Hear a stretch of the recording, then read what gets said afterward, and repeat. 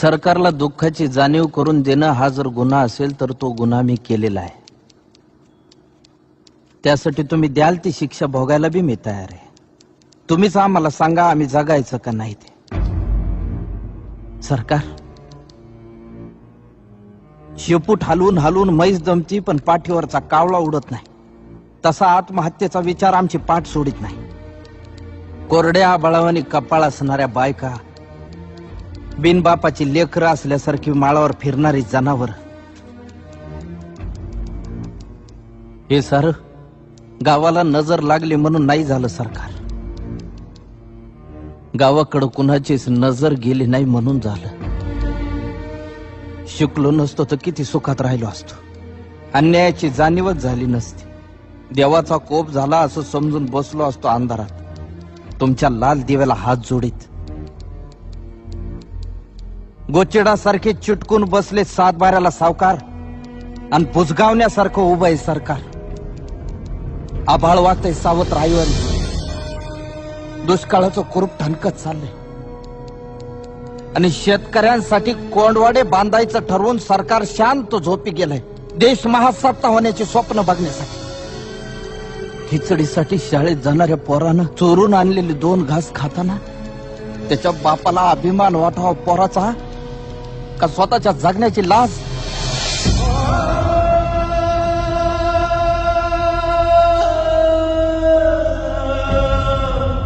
अजून अंत पाहू नका सरकार. शेताचा मसलवाटा झालेला आहे. ज्या दिवशी शेतमालाला भाव मिळत नाही म्हणून उभं पीक जाळतो आम्ही, त्या दिवशी तुमच्या नावानं सुतकच पाळतो आम्ही.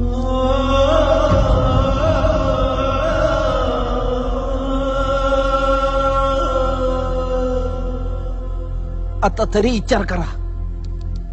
नाहीतर 1 किलो गव्हासाठी तुम्ही 1 दिवस देश गहाण ठेवलेला असत.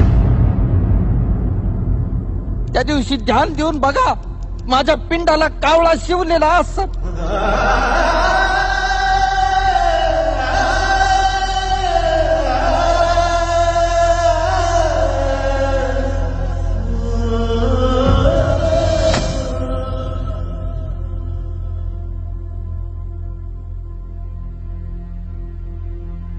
माझी काहीच तक्रार नाही.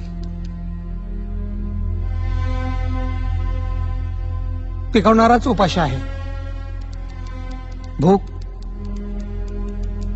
माणसाला काही करायला लावेल.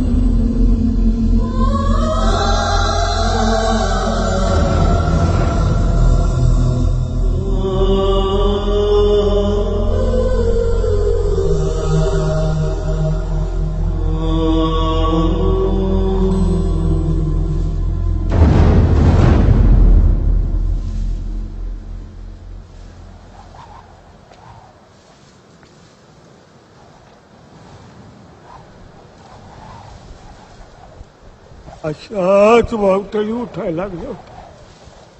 पाखरांचा आवाज बंद झाला होता.